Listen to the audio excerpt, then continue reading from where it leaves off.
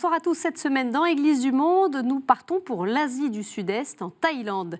Pays de 68 millions d'habitants. Il compte moins d'1% de chrétiens face aux 95% de bouddhistes. Nous irons aujourd'hui à la rencontre de la première minorité ethnique du pays, les Karen, installés de part et d'autre de la frontière entre la Thaïlande et la Birmanie. Ils sont environ 250 000 côté thaïlandais, situés dans le nord-ouest du pays, dans une région montagneuse. Les pères missionnaires n'ont pu les rejoindre que depuis une cinquantaine d'années. Environ un tiers est aujourd'hui chrétien. Alors comment se passe leur vie dans les villages isolés de montagne? Quels défis aussi pour leur intégration dans une société thaï en pleine mutation? Quelle vitalité de leur foi?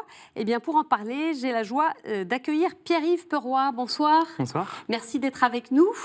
Alors vous êtes président de l'association Terre Karen. Vous nous direz un petit peu quel est son but. Également ancien volontaire des missions étrangères de Paris. Vous êtes parti en Thaïlande auprès des Karen, donc un peuple que vous connaissez bien, que vous avez même étudié à travers vos études supérieures. Vous êtes l'auteur de 2 mémoires sur cette minorité ethnique. Exactement. Donc vous les connaissez bien et on en parlera bien sûr tout au long de cette émission. Mais avant d'évoquer spécifiquement ce qui touche aux Karen, eh bien on revient brièvement avec vous sur les événements politiques de ces dernières années où il y a eu un petit peu des remous en Thaïlande, avec tout d'abord ce coup d'État militaire de 2014, mais ça n'était pas le premier.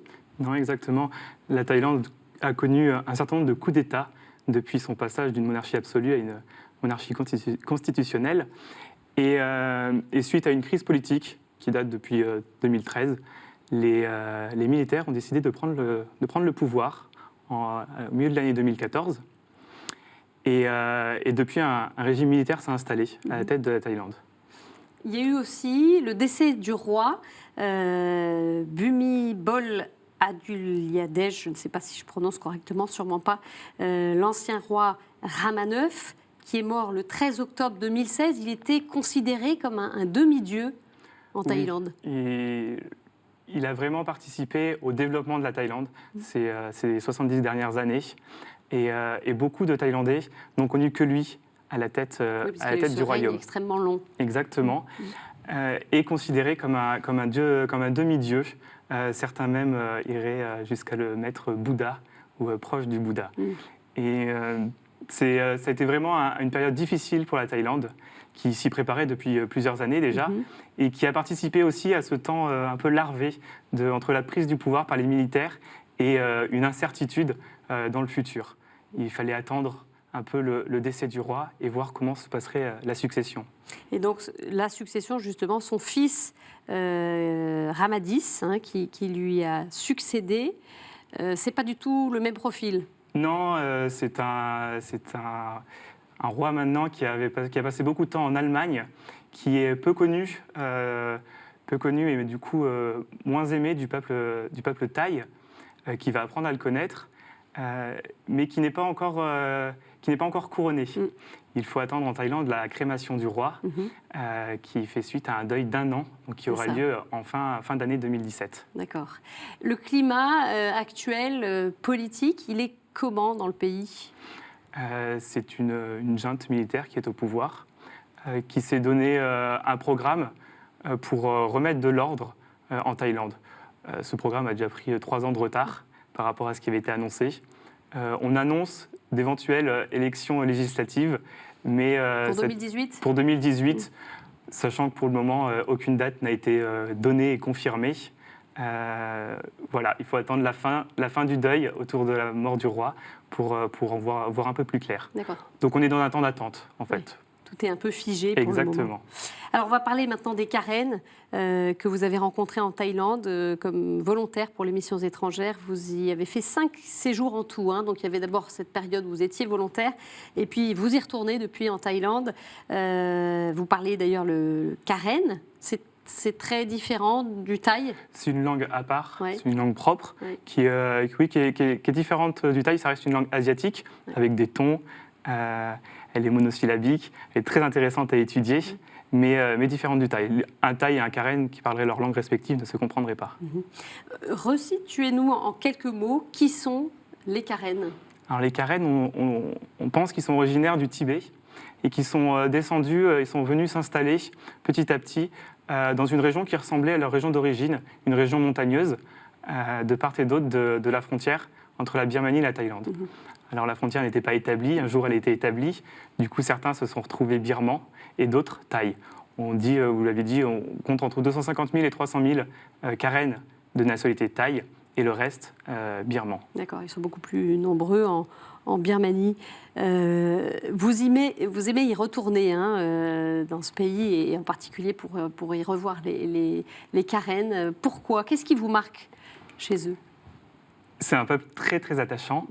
J'ai eu la chance donc de faire un volontariat de 6 mois dans un centre, un centre de la mission, un internat pour des jeunes. Et pendant ces 6 mois, j'ai vraiment eu la chance de rencontrer ce peuple, de le rencontrer dans sa culture, dans sa façon de prier. J'étais dans un centre chrétien, mais aussi dans les religions qu'il peut avoir, le bouddhisme, l'animisme, et d'être plongé dans une culture qui n'a rien à voir avec la nôtre. Avec les Karen catholiques, on aime à dire que seule notre foi nous rassemble. On est différents sur tout le reste.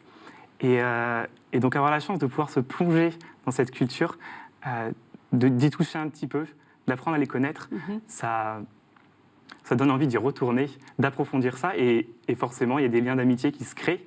Et donc on a envie de découvrir ses amis, on a envie de savoir qui ils sont, de savoir comment ils pensent, ce qu'ils pensent, ce en quoi ils croient. Et donc cette ethnie d'origine tibéto-birmane, dont 10% environ vivent en Thaïlande et 90% en Birmanie, elle est marquée par l'animisme et les rites ancestraux. Évangélisée au milieu du XXe siècle par un prêtre des missions étrangères de Paris, eh bien, les Karen sont aujourd'hui bouddhistes, parfois chrétiens. Le père Kamirio, ordonné en 2013 pour les MEP, a été envoyé en Thaïlande. Il vit dans un village Karen des montagnes de la province de Tak, au nord-ouest du pays. Aujourd'hui, ce prêtre originaire du diocèse du Havre sillonne les montagnes et les villages pour annoncer le Christ. On regarde cet extrait de reportage réalisé en partenariat avec les MEP.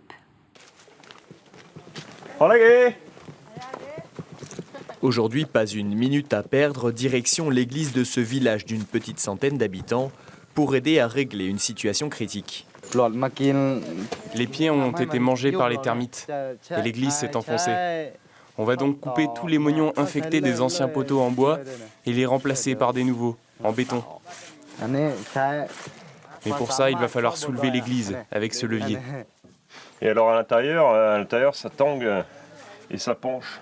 En fait de levier, le cric 10 tonnes du missionnaire est finalement sélectionné pour soulever l'église, qui semble avoir tenu jusqu'ici par l'opération du Saint-Esprit. C'est pas très compliqué de réformer l'église du Christ. Il suffit d'avoir un cric 10 tonnes, quelques paires de mains, et puis c'est bon quoi, ça tourne.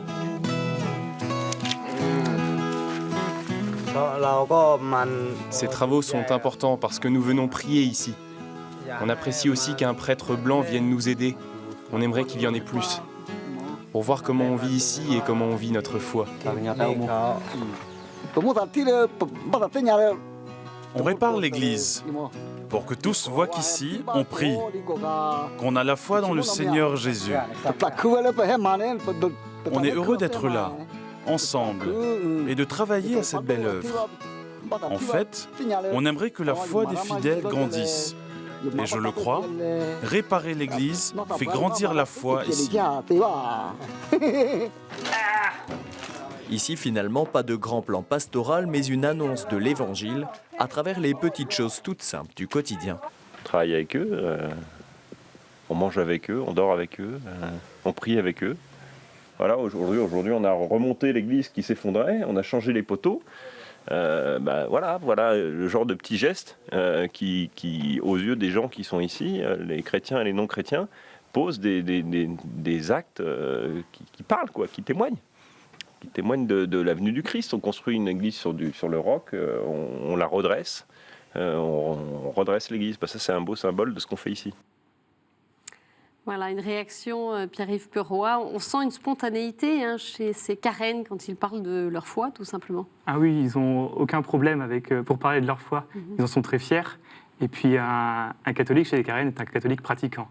Et il pratique en allant à la messe le dimanche, en priant tous les jours, et puis en participant à la reconstruction de son église, comme on a vu dans le reportage. D'accord. C'est vraiment des catholiques investis dans leur vie de leur paroisse.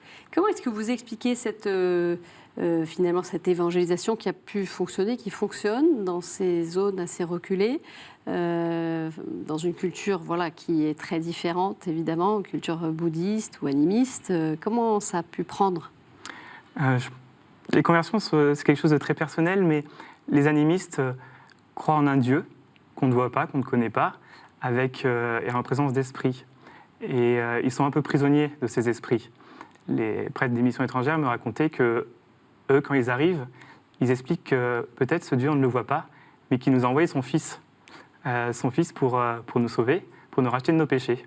Et c'est un message très, très bien entendu par les Karen. C'est aussi des conversions par village, en fait, qui sont collectives. Exactement. Pour quelles raisons, alors ? On ne se convertit pas seul.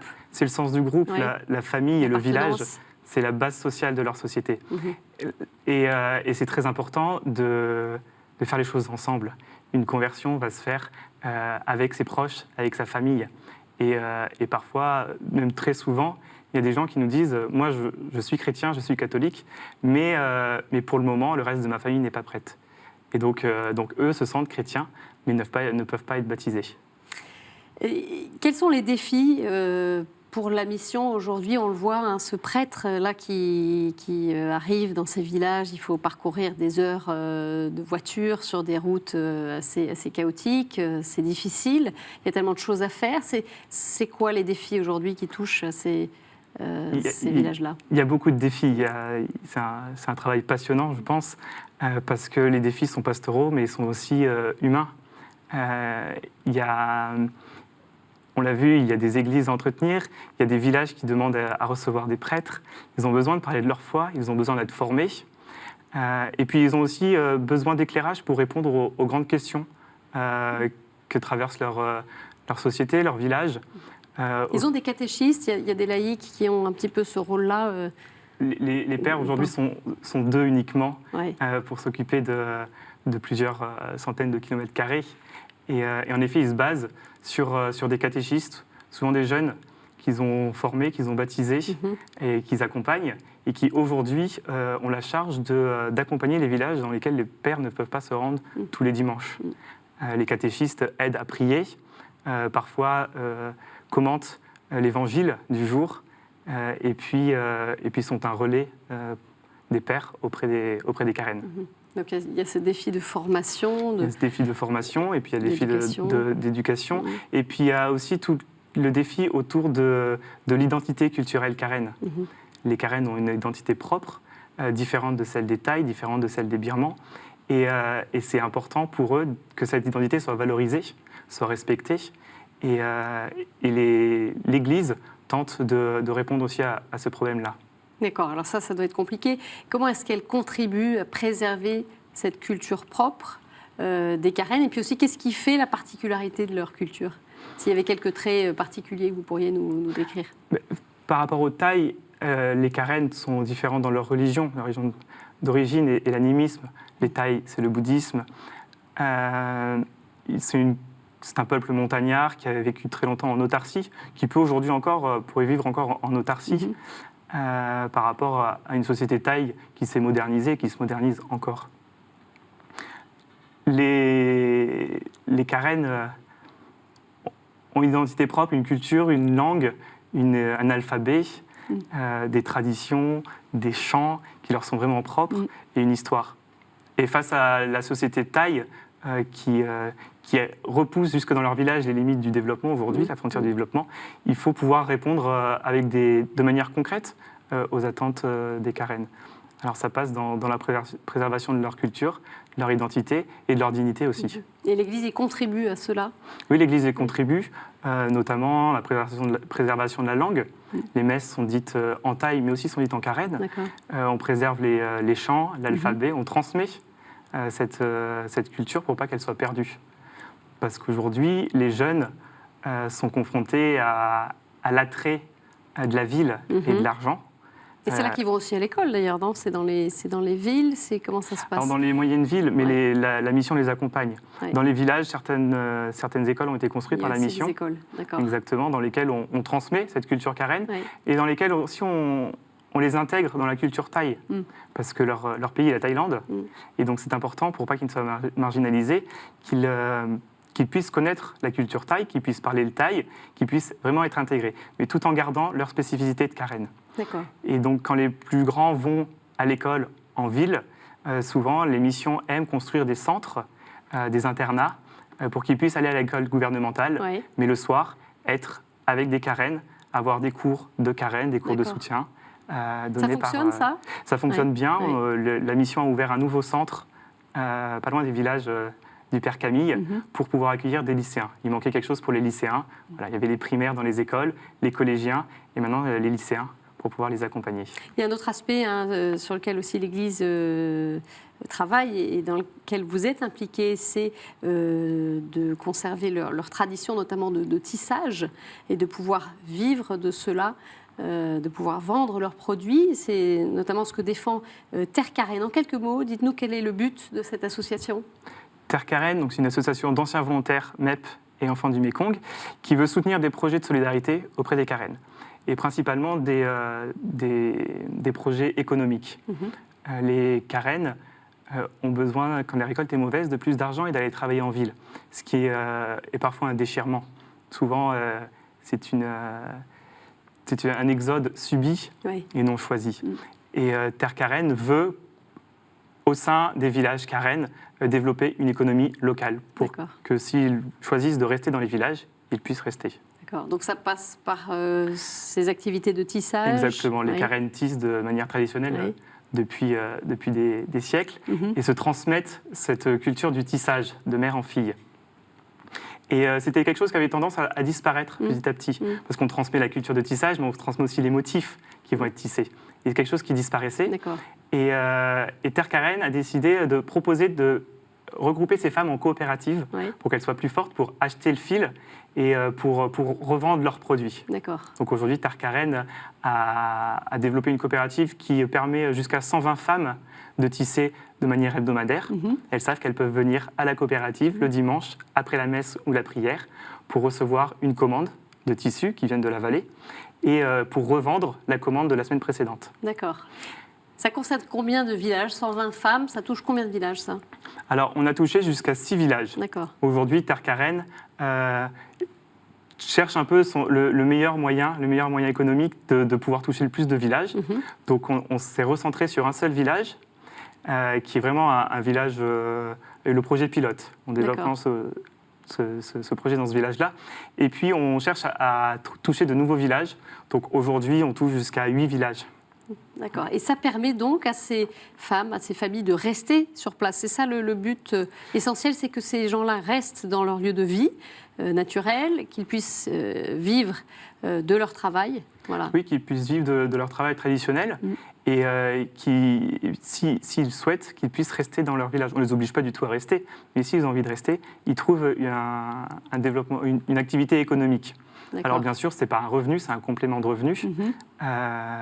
Alors qu'est-ce qui peut permettre de vivre pleinement? Il faut faire d'autres choses alors. Alors ils vivent de la culture du riz. La culture, c'est essentiellement ça, c'est un travail, d'accord. C'est la culture du riz. Quand les récoltes sont bonnes, il n'y a pas besoin d'argent, il n'y a pas besoin d'acheter de la nourriture. Quand les récoltes sont moins bonnes, il y a besoin d'argent pour acheter à manger. Et donc c'est là où Terre Karen entre en jeu. On sait très bien, on est prévenu quand il y a une mauvaise récolte qui s'annonce, on sait très bien que Terre Karen va avoir beaucoup de travail puisque la demande va être très forte. Et donc voilà, c'est répondre aux besoins suivant le moment. Les 120 tisserands ne sont pas salariés, elles travaillent de manière hebdomadaire quand elles ont besoin d'argent. Mais on va refuser personne, on aura toujours une commande à leur passer. D'accord. Et ce sont maintenant des activités qui fonctionnent, c'est des activités qui fonctionnent bien et qui permettent d'insuffler de l'économie locale. On voit des petites épiceries se développer aussi dans les villages parce que justement, ils ont de l'argent à dépenser Et donc, voilà, on insuffle de l'argent qui permet de développer et qui profite à tout le monde. Tout le monde n'est pas obligé de tisser, mais ça profite à tous aujourd'hui. Vous disiez tout à l'heure que la modernisation, elle rejoint ces villages. Ils n'y échappent pas complètement. Est-ce que c'est une bonne chose? Est-ce que ça ne l'est pas? Est-ce qu'il faudrait pouvoir permettre que ces carènes soient pleinement intégrés dans cette société moderne? Est-ce que c'est possible de garder aussi leur culture? C'est tout l'enjeu. C'est tout l'enjeu qu'ils puissent garder leur culture traditionnelle, tout en profitant du développement économique de la Thaïlande. On ne peut pas dire à quelqu'un non, c'est mal que vous receviez l'électricité chez vous. En revanche, comment faire pour que l'électricité ne s'impose pas comme une télévision qui va s'imposer et qui va casser les rites ou les soirées où les carènes pouvaient se retrouver autour du foyer familial ça se et discuter. poursuit où ils sont envahis par Internet, les paraboles? Mais malheureusement, ça arrive plus vite qu'on ne le pense. Aujourd'hui, chaque famille, je pense, a un téléphone portable, par exemple. Alors c'est très bien, ils sont très heureux de pouvoir joindre par téléphone leurs enfants qui sont en ville, à Bangkok, ou en études. Mais en même temps, il faut accompagner ce développement qui arrive très vite et qui bouleverse un petit peu leur code. Comment est-ce que vous voyez un petit peu leur avenir de ces carènes et que vous avez dû voir aussi évoluer sur les différents séjours où vous êtes partis là-bas? Pour moi, il y a énormément d'enjeux dans cet accompagnement et la mission a toute sa place dans cet accompagnement. Jésus est venu sauver tout homme et tout l'homme dans son intégrité, et notamment dans sa culture et dans ce qu'il est. Aujourd'hui, par exemple, il y a une période de la vie que les carènes ne connaissaient pas, qui est l'adolescence. Les carènes étaient mariées plutôt jeunes, et jeunes, il fallait travailler, construire sa maison, travailler à la rizière. Du coup, ils grandissaient très vite, ils passaient très vite à l'âge adulte. Aujourd'hui, avec l'éducation, mais aussi avec le fait que les jeunes se marient plus tard parce qu'ils vont travailler en ville, ils n'ont pas le temps de se trouver un époux ou une épouse, il y a cette adolescence qui arrive. Et les parents, c'est une nouveauté pour eux. Pour les parents. Exactement. Et les parents sont un peu bouleversés par ces jeunes qui disent oui, bon, les traditions, hop, qui envoient balader tout ça, sont un peu bouleversés. Et je sais qu'ils se tournent beaucoup vers les pères pour avoir des réponses, pour savoir comment les accompagner. Et en même temps, les carènes, ces jeunes adolescents, se cherchent aussi, savent très bien, ne savent pas quelle est leur place dans la société aujourd'hui. Quand ils vont travailler en ville, ils sont loin de chez eux, et en même temps, ils sont... Est-ce qu'ils reviennent après, ces jeunes? Est-ce qu'ils reviendront? Ils reviennent souvent. Ils sont souvent tiraillés entre cet attrait de l'argent et ce besoin d'argent pour la famille, et cette envie de retourner dans les villages, de retourner travailler la terre. Et en même temps, voilà, est-ce qu'ils ont un choix à faire entre la vie de leurs parents ou une autre vie qui s'offre à eux mais qu'ils ne connaissent pas. D'accord. C'est un enjeu très, très important pour eux aujourd'hui. Il y a une question qu'on n'a pas évoquée, c'est les camps. Est-ce que on sait qu'il y a des camps sur la frontière birmane, thaïlandaise pour les carènes? Est-ce que ça les concerne là, dans cette région-là? Est-ce qu'il y a des camps? Alors les camps sont des réfugiés birmans, carènes birmans, qui sont installés là il y a plusieurs décennies déjà, car en Birmanie, ils sont en conflit aujourd'hui larvé avec le pouvoir central. Les carènes de Thaïlande, eux, ont des rapports avec les carènes qui sont dans les camps, mais se distinguent d'eux. Aiment à montrer qu'eux, ils sont carènes de Thaïlande, qu'ils ont la société thaï. En revanche, il y a des échanges qui se font, et ces camps, parfois, n'aident pas à l'intégration des carènes de la société thaï. Les Thaïlandais font facilement l'amalgame entre les réfugiés et les carènes qui sont en fait là depuis très longtemps et qui sont thaïlandais. Exactement. Donc il n'y a pas du tout les mêmes problématiques qu'en Birmanie avec le conflit, ce qu'on appelle le conflit carène. Non, la Thaïlande, c'est pas la même chose. C'est pas la même chose. Alors ils sont un peu marginalisés par le reste de la population thaï. Ils ont été souvent associés dans les années 80 comme le peuple de la déforestation, du trafic de drogue, de l'immigration massive, qui n'a pas aidé, bien sûr, à les intégrer. Mais aujourd'hui, ils n'ont pas les mêmes problématiques politiques comme peuvent les avoir les carènes en Birmanie qui revendiquent un État. Dernière question pour Terre Carène. Quels sont un petit peu les projets sur lesquels vous travaillez, les projets en cours à venir? Alors, Terre Carène, on passe des commandes, on conçoit des produits qui sont distribués en France. Et aujourd'hui, on cherche à se développer en Thaïlande, à raccourcir un peu la distribution et à distribuer en Thaïlande. À vendre les produits là-bas. directement là-bas. Et aussi à développer, à répondre à des demandes. On a beaucoup de demandes de maires de villages qui viennent nous voir en disant on aimerait que vous développiez une coopérative chez nous.